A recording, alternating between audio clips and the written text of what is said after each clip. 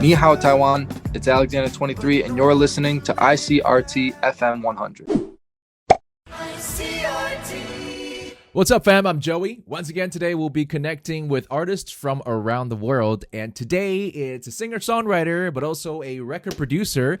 In fact, he's had quite a heck of 2022. We're going to invite Alexander23 to the show. What's up, buddy? Hey, man, thanks for having me. I appreciate you taking the time. Yeah, for sure. So last year was kind of hectic for you, wasn't it?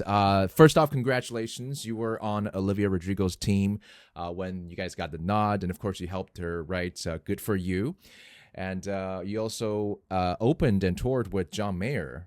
Of course, Aftershock, your debut LP also dropped and you toured with it. Is that still going on or have you kind of closed it out already? Yeah, I mean, a little bit of both. I'm still kind of living in that world a bit, but musically, I think I've kind of like moved on. I'm starting to find a new groove of sorts. I put out 2 songs so far this year that kind of feel like the start of the next chapter. I'm not exactly sure what it's all going to look like or sound like yet, but I feel like I'm obviously grateful for what Aftershock has brought me, and I'm still like in love with those songs and feel really connected to it in a million different ways. Yeah. But in the studio, I'm not like trying to be in that mode anymore. I'm more exploring and trying to invent kind of a next chapter. Okay. So the 2 songs that you're talking about, which one do you think, if we only play one, which one do you want our listeners to really pay attention to that you're proud of, at least as of late? Ooh, that is such a tough question.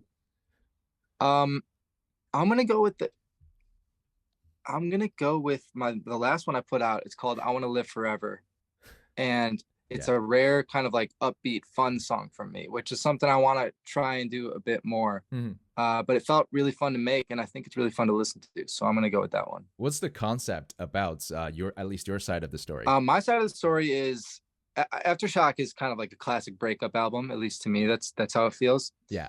And I Want to Live Forever is about the first experience I had with a new girl where it felt like it ironically didn't end up lasting forever. It actually ended fairly recently, but it felt like it could have at the beginning, which I think is really the best feeling in the world. Like when you meet someone and like you're getting way ahead of your skis, like what a good feeling that is. And I kind of haven't had that feeling in a really long time. So even though it didn't work out, I wanted to kind of bottle up that feeling into a song, and something I can kind of reference back to when if it's been a long time, like, hey, this can't happen again. Sometimes it just takes time.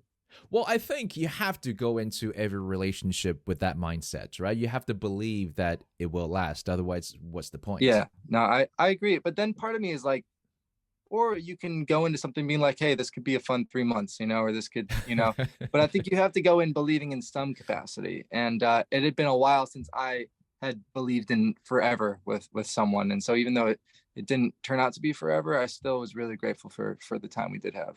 Okay, well, let's go on a tangent a bit, and I know this is not what the song is about, but are you someone who would entertain the idea of living forever by, say, for example, transplanting your consciousness into a robotic form? Yeah, for sure. I want to live forever. It's not even a question. I'm fully in tune with the argument of death gives life meaning. Having said that, I do want to live forever. I don't want to die. I know what living feels like, and I enjoy it quite a bit. I'm not really familiar with what death feels like, but I think the evil I know is better than the evil I don't. I'm going to go with living forever for sure. I agree with you. I often have this discussion with my wife that she is someone who's not afraid of dying. She's someone who thinks that, if I've had my run of it, then, let it have an end. But I'm someone who's just thinking that I'm having too much fun, being conscious. Why would I ever want to let this go? And that's I feel the same. I feel the same way. And in some ways I envy people who have this kind of like,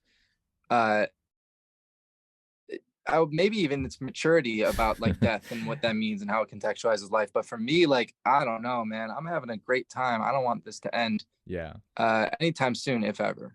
So yeah, I'm uploading it right to the cloud. I'm living forever. It's no big deal. So there is a music festival that you're definitely playing at, which is FUJI Rock. And that is a huge sort of summertime music festival in Japan. They tend to go into different cities as well. You ready for this? Have you ever been to Japan? So I went to Japan for the first time last year, and I was just mind blown. Like I completely fell in love with it in like every single dimension.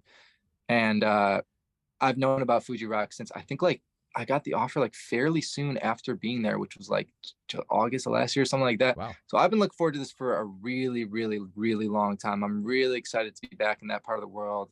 And I'm really excited to play at the festival. I've heard it's awesome. We're excited for you, and we're excited about you coming to Asia because, interestingly enough, I think it was yesterday, you posted something on your socials about for those of us who are in Asia, you've got something special for us. Is that some cat you can let out the bag right now?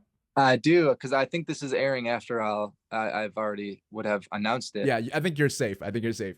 Okay, good. Well, this has been, I mean, like, it's been a goal of mine to get to Asia to play shows for so long. I got a small taste of it last year, playing a little show in Tokyo. Yeah. But I'm lucky enough I'm going out with my friend Lauv, and we're doing a pretty full Asia tour, a bunch of different cities, and I couldn't be more excited. Yeah, Lauv is a good tour guide for Asia because he's been throughout Asia for the last few years. Yeah, so it's gonna be fun. No, we've been talking about it, and he's a good friend of mine, so I think it's gonna be a really great time. You're also a close friend of Alec Benjamin's, right? You guys toured together back in 2019. Yeah, Alec, he's also visited Asia recently. Oh, really? Yeah, Alec was my first tour, actually. Yeah. As Alexander 23 was opening for Alec. That's awesome. He is very fluent in Chinese. Are you planning to maybe like dabble in a little bit of the language barrier, or maybe at least the foods when you come here? Well, certainly the foods. The language, in my core, I'm a dumb American, so it's hard for me to grasp a new thing. But I like to make sure to at least learn cheers. If I can learn how to say cheers, I feel like that gets me a long way. Oh, cheers doesn't like bottom up cheers, or yeah. Okay, exactly. I'm going to teach you that right now so you can get drunk here. Very badly, useful. Yeah. Okay. So, yeah. How you say it in Mandarin Chinese is 干杯. 干杯.